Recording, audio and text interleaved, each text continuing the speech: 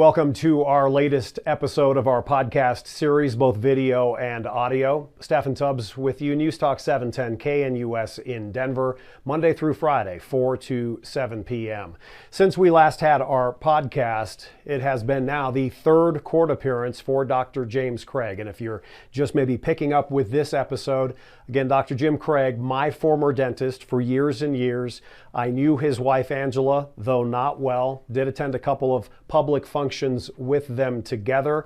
And at another radio station, not only was I a patient, I did Summerbrook Dental in Aurora advertising. So unlike any story that I've covered in my more than 30 years of my career, I'm a little bit more personally involved in this. And I want to just give you a notice kind of as we begin this episode that we're going to be going over my notes, 5-6 pages of notes from last Friday. As we record this, it is Monday, April 10th.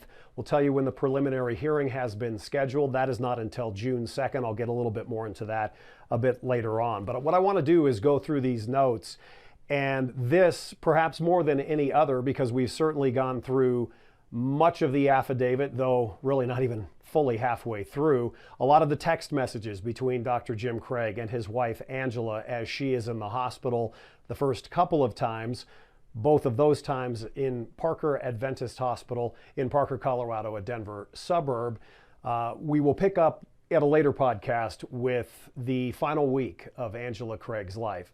Now, I do want to say once again that it is not lost upon me that there are 6 children involved here. 3 adults being, of course, 18 or over. There are still 3 children under the age of 18. It is not lost upon me. So I want to hit that now. You'll see on your screen there is a GoFundMe. It is the Angela Pray Craig Children's Fund.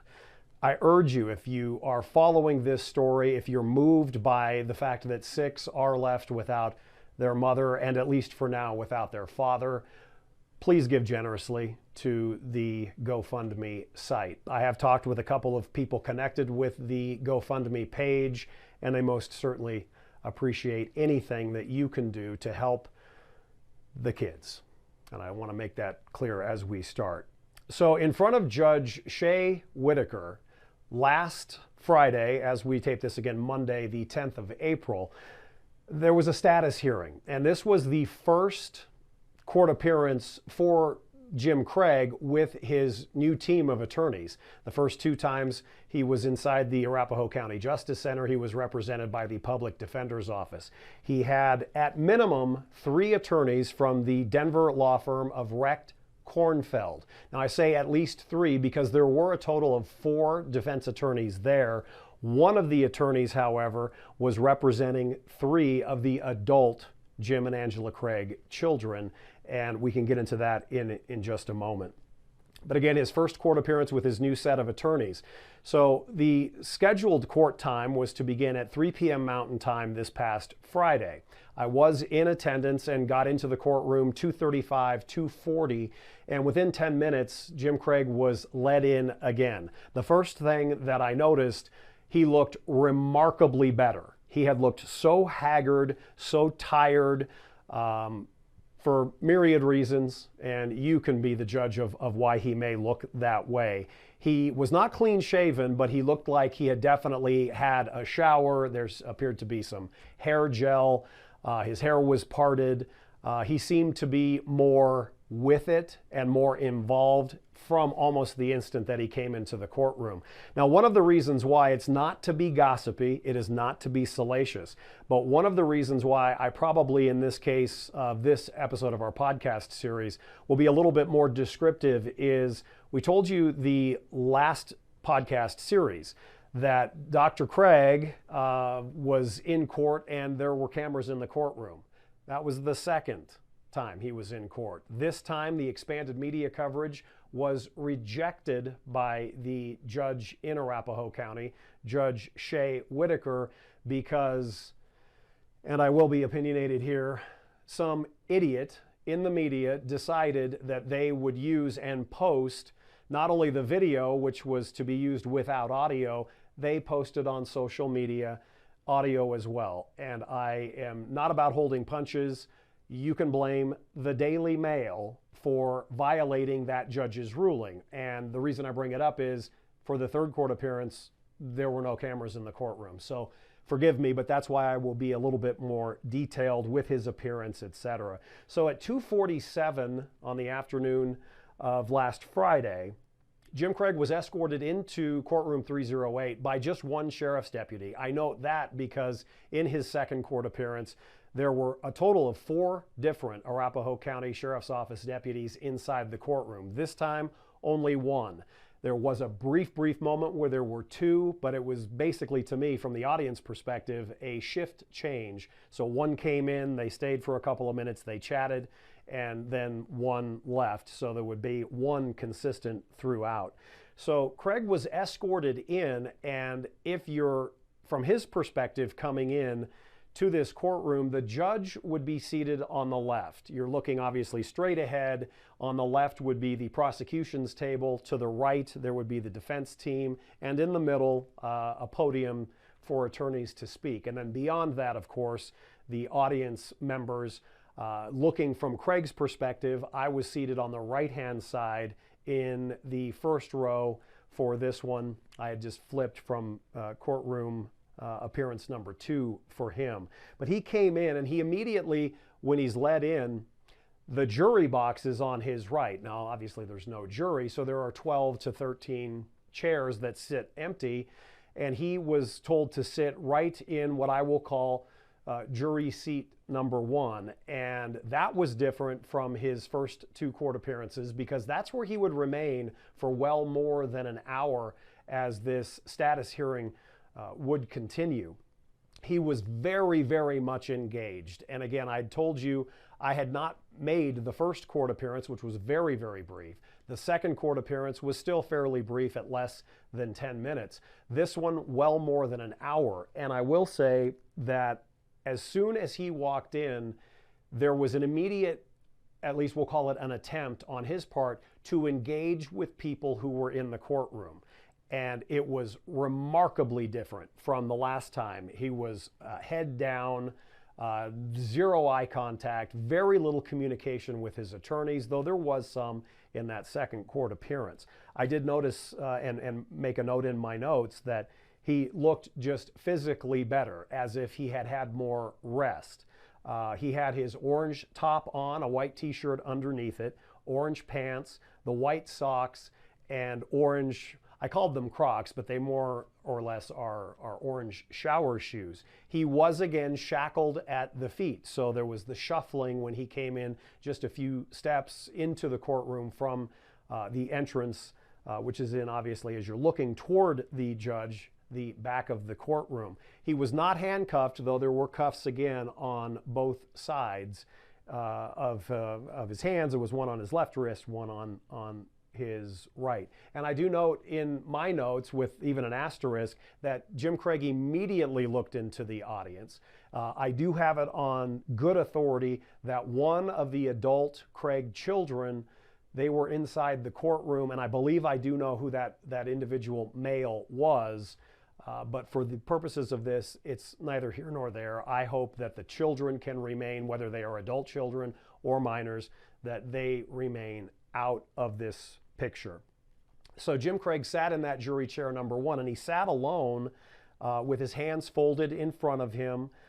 He did, in making eye contact with some, for the first time, I noticed he smiled at a couple of people. Now, he didn't wave. It was nothing inappropriate, but he smiled and acknowledged a couple of individuals. When his attorneys came over, he did shake their hands, kept his hands to his side. There were 2 women on the right side of the courtroom in the front row, and they were toward the wall. I do not know their positive identities, but there was some rumor that this may have been a member of Angela Prey Craig's family. I cannot confirm that. He comes in at about 2:47. The judge came in at about 2:56, and there was no all rise. She came in from her chamber entrance and basically said, you all may stay seated. Let's get going. And then there was the waiting period. I found it very interesting because normally especially in higher profile cases, things are ready to go. Whether you're a member of the media, you better be there on time if you want to see everything. Certainly if you are a member of the prosecution or defense, you better be there early because things usually do start on time.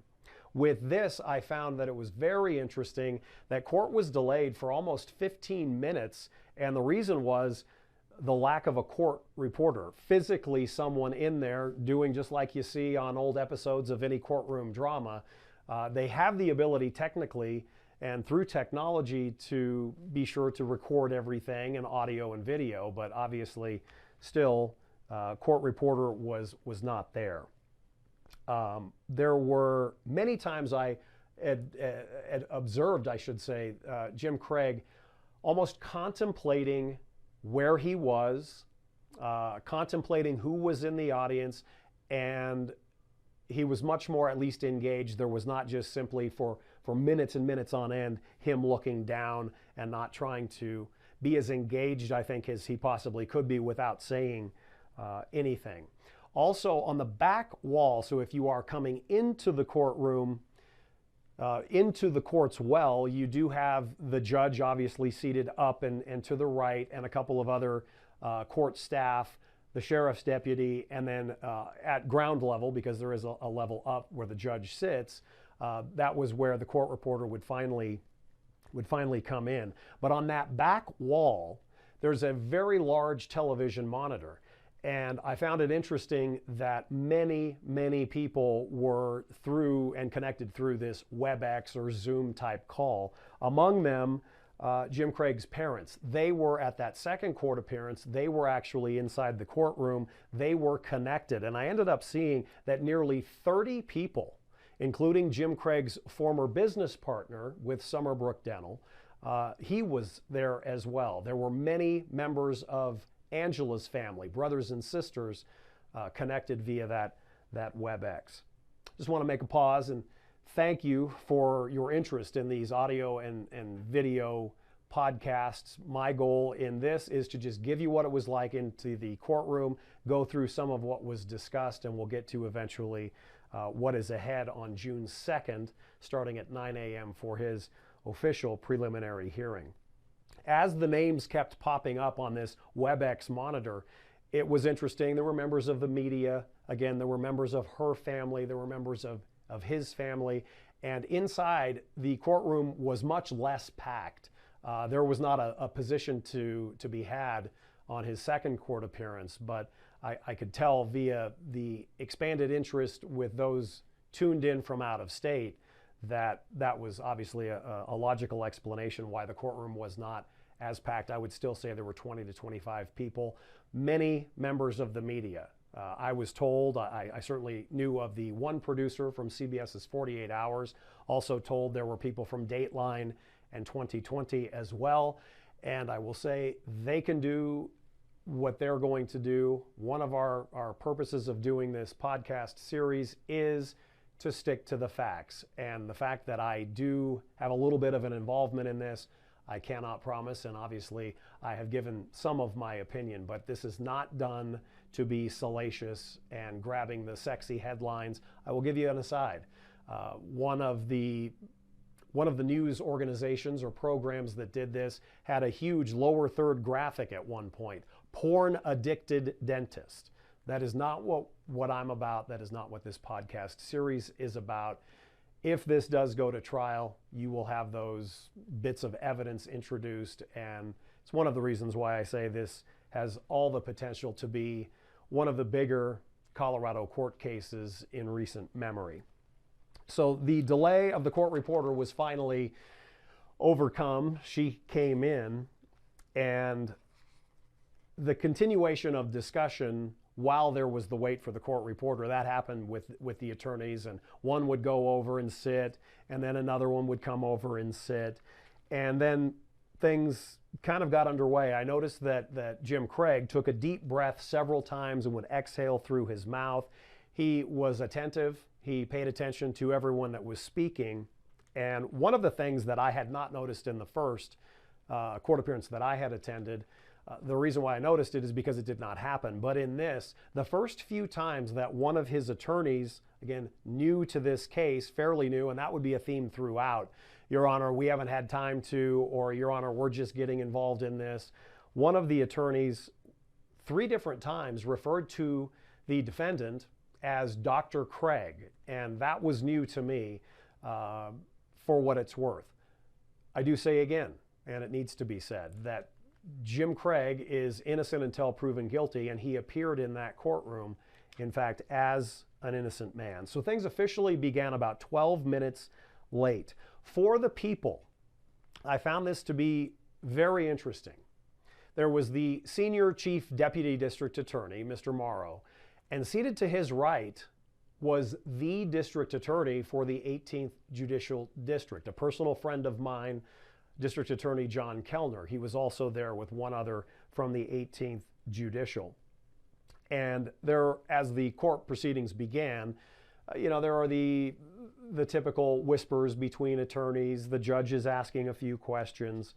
And one of the first things that they did get into was, and this was tough to hear, just maybe you're a parent. I certainly am. They talked about whether or not Jim Craig, in prison or in jail, being held right now on premeditated first-degree murder charges, could he have visitation with his 3 minor children? And the defense wanted that. The people, the prosecution, did not. And among the things that the people, the district attorney's office, said was that it had, quote, serious concerns about potentially manipulating witnesses. And there is still a question, at least as we record this on Monday, April 10th, there's a question of exactly, maybe not who, because we understand that 3 of the minor children are staying with a paternal uncle, but there is the potential of what is going to be the final outcome, who will have custody of these children legally. And the prosecution did get its way. The judge had ruled that until there was a permanent guardian named, the children would not have any access to their father. Their father would not have any access to the children. And again, as a sidebar, what must these 3 little kids be going through? And I say 3 little kids, 3 kids 18 or under. They did refer to Angela Craig a few times, as the people did, the deceased victim. And there was, as I mentioned, a 4th attorney, Ms. Laura Marks Baker. She represented the 3 adult Craig children, and a total of those 4, 2 women and 2 men for the defense. They then got into defense motions, and I'm going to basically, for time purposes, be as brief as I can on these, but there was a defense motion dealing with password issues. Were passwords issued appropriately? If you remember when we've talked about the arrest affidavit at more than 50 pages put together by a female detective with the Aurora Police Department, the passwords were voluntarily given by Jim Craig himself, and that would, if you're a prosecutor, you would say those passwords unlocked a treasure trove of information, and we've gone through a lot of that from the affidavit. The next motion was dealing with a defense motion talking about testing, and this is toxicology reports, not necessarily on or having anything to do with Angela Craig and her autopsy, which they do, before I forget, they do expect, as we record this, within the next 14 days, they expect toxicology results, at least preliminarily, to be released. And so far, the Arapahoe County Coroner's Office has been very, very tight-lipped. We'll get into that in another episode of our podcast. But the defense basically asked the court, if there's any further testing going on, we want to be there. We have a right to be there. Now, this brought to mind for me, among the evidence seized from the Craig's home in Aurora, they did have a couple of small plastic bags, I would assume like Ziploc type bags with I think the exact words were an unknown substance, a white powder. Those types of tests, the defense says, and this is certainly standard protocol, the defense wants to be part of that.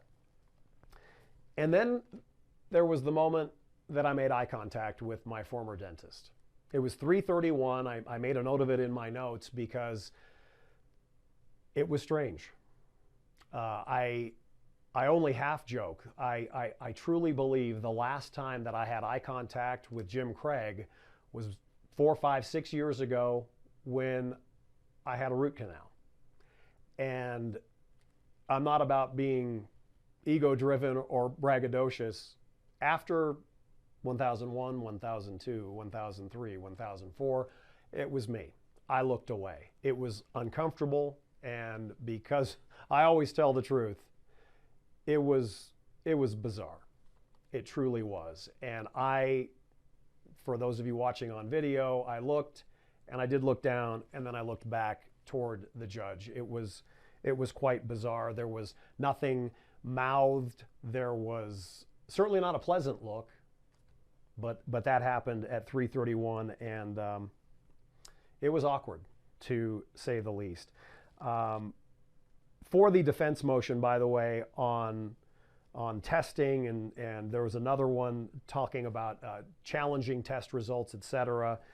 It was ordered that any further testing, the judge ordered any further testing, the prosecution would cooperate, in fact, with the defense. And again, that is absolutely standard protocol. There was another motion by the defense. It was defense motion number 6, dealing with the search warrants in this case. And it became very clear, because I did talk with the district attorney, with a couple of other reporters as well, after the court proceedings last Friday.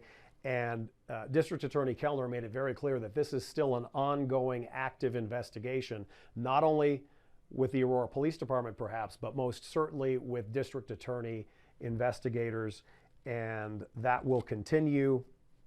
They discussed search warrants, and that motion actually was denied, defense number 6. But these were very, very typical preliminary defense motions that sometimes, I'm no lawyer, but I've covered enough cases. A lot of times defense motions seem to be thrown out there, and the attitude is, let's see what sticks. So that's basically that. There was another, and possibly the biggest, was the defense motion number 7. And this has to do basically with a gag order. The defense is very, very concerned about negative anti-Jim Craig pre-trial publicity. The defense, in essence, wanted the judge to say, you've got to issue a ruling prohibiting, even they would say us, but certainly the members of the district attorney's office and law enforcement. And I said this on our radio program, anyone connected with the Aurora Police Department, from the chief to a patrol officer to detectives, this was basically targeted to you at the Aurora Police Department. And so the judge made a very, very, I guess, very evident, clear message to the attorneys. She said, well, I trust all of you. I don't think any of you will be violating anything. It's others, perhaps, i.e. police officers, maybe someone from the coroner's office. I really don't trust them. We will have a code of conduct, basically. And that is where, when they were talking about this overall gag order or banning anyone from talking to the press, I wrote down a quote from one of the defense attorneys that there has been, Your Honor, a great deal of interest in this case. In fact, international interest, and we've certainly gone over this on the podcast, both video and audio. All this time, I found that Jim Craig was paying attention. There would be times when, during an argument by one attorney, another attorney would go into that jury box and sit next to him. They would whisper. Again, I can't emphasize enough just the night and day compared to his second court appearance and the one last week. In essence, the best way to describe it is, as far as the gag order, it's a mini gag order. And that is certainly subject to interpretation, but the judge made it very clear that she is going to be watching things very, very closely. As we get toward the end of this podcast, just going over Jim Craig's third court appearance at the Arapahoe County Justice Center in courtroom 308. Their next I guess, defense motion was known as Defense Motion 9, and they were talking about search warrants. Now, I found this to be, just as an observer in the courtroom, having covered cases before, this is almost, with all due respect, an eye roll to me. One of the defense motions was expressing the deep concern that HIPAA may be violated for some of the Summerbrook Dental patients. And they were talking about these passwords, and we can't have, as part of investigations and reporters looking into public documents, we can't have a patient's rights violated. Now, I understand that, but we also heard in open court how there is a program called the Dentrix program that was not even accessed by detectives with the Aurora Police Department. So to me, it was a non-starter. It was a non-issue. It was really a moot point. But attorneys are who attorneys are, and they made it very clear that they did not want any patient information to be available publicly. I think, to be quite honest with you, the judge off the record would agree with me that this hasn't happened, but yes, they did a defense motion, again, throwing something against the wall to see if it would stick. They also talked about fingerprinting and things that are germane to the case versus, again, opening up, for example, that Dentrix program that, quite frankly, could have my personal dental records and information. In wrapping up, we learned a couple of things for certain. As I mentioned toward the top, toxicology results will be coming, at least preliminarily, to the defense and the prosecution and to detectives within the next couple of weeks. So now, because that was Friday, we're looking at within the next 10 or 11 days, if not sooner. It was about this time, and I made a note of this in my notes, that Jim Craig started looking a little bit overwhelmed because they started to talk about the next court appearance, which will be, to date, the most important one. And that will be, does the judge feel that the people, it has presented enough evidence to hold this man over for a murder trial?